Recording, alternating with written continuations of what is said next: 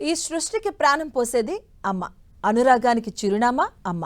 ఈ భూమిపై నడిచే నిజమైన దైవం ఎవరంటే ఖచ్చితంగా వచ్చే సమాధానం వన్ అండ్ ఓన్లీ అమ్మ.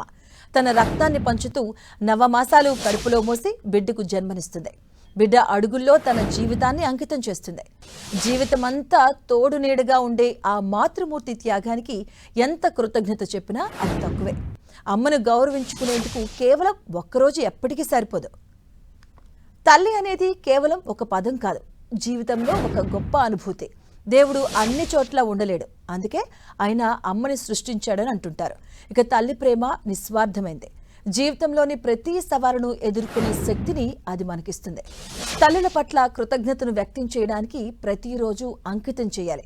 కానీ వారిని గౌరవించడానికి ప్రతి ఏడాది మే నెలలో మాతృ దినోత్సవాన్ని జరుపుకుంటారు. ఇక ప్రతి ఏటా మనం మదర్స్ డే జరుపుకుంటున్నప్పటికీ అది ఏ తేదీన వస్తుందో అని మళ్ళీ గూగుల్లో వెతుకుతూనే ఉంటాం. దానికి కారణం ఈ పండుగ తేదీ ప్రతి ఏడాది మారుతూ ఉండటమే. నిజానికి మదర్స్ డే అంటే కేవలం ఆడంబరాలు కాదు, కాసేపు ఆగి మనల్ని కన్న తల్లిని తలుచుకోవడం, ఆమెకు ఫోన్ చేయడం, కలిసి సమయం గడపడం, లేదా బిజీ లైఫ్లో మనం చెప్పడం మర్చిపోయినా ఒక చిన్న థ్యాంక్ యూ అని చెప్పడం, అదే అసలైన వేడుక. ఇక లోకంలో నిస్వార్థమైంది, స్వచ్ఛమైనది ఏదైనా ఉంది అంటే అది అమ్మ ప్రేమ ఒక్కటే. తన పిల్లల కోసం ఎన్ని రాత్రులు నిద్ర లేకుండా గడిపిందో, ఎన్ని త్యాగాలు చేసిందో మాటల్లో చెప్పలేం. అమ్మకు ప్రతిరోజు ప్రత్యేకమైనదే. కానీ ఈ మదర్స్ డే ఆమె పట్ల మన కృతజ్ఞతను చాటుకోవడానికి బిడ్డలకు ఒక మంచి అవకాశం.